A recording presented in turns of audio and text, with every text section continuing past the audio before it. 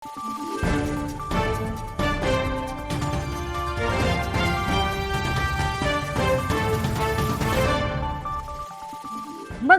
araw, Pilipinas! Ito ang Valiente News hatid sa inyo ng Office of the Vice President.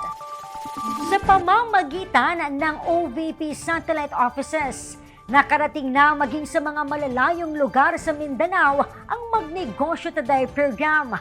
Ang nakaka-inspire na kwento ng katatagan tungo sa pag-asenso ng ilan sa mga Mindanaoan MTD grantees. Tunghayan natin sa year-end report ni Maribeth Adlawan.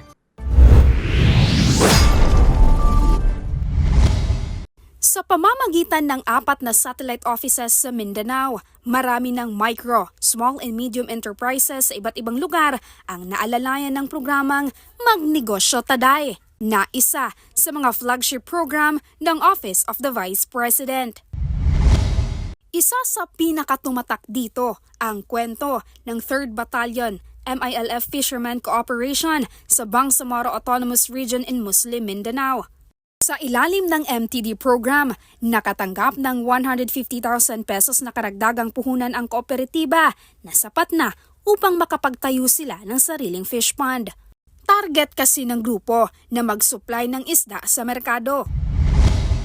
Naging daan din ang karagdagang puhunan sa kababayan nating si Maylene mula Caraga Region upang mapalawak ang kanyang negosyo. Kung dati-rati ay nakatutok lamang siya sa kanyang panaderya, ngayon ay may sarili na siyang tindahan para sa kanyang panindang processed foods at bigas. 150,000 pesos din ang ipinagkaloob ng OVP sa Campo Vida Learning Center ng Zamboanga City. Ang organisasyon ay gumagawa ng organic products tulad ng nutritious snacks at kilala rin sa kanilang advokasya sa pagpapakilala sa benepisyong hatid ng organikong pamumuhay sa publiko.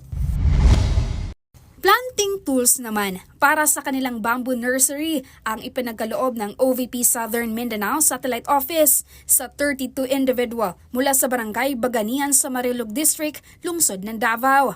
Ang mga benepisyaryo ay kabilang sa tribong Matigsalog.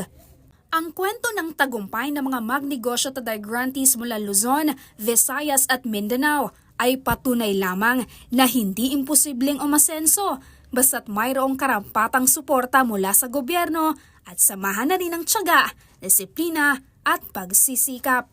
Ako si Maribeth Adlawan at ito ang Valiente News Year-End Report.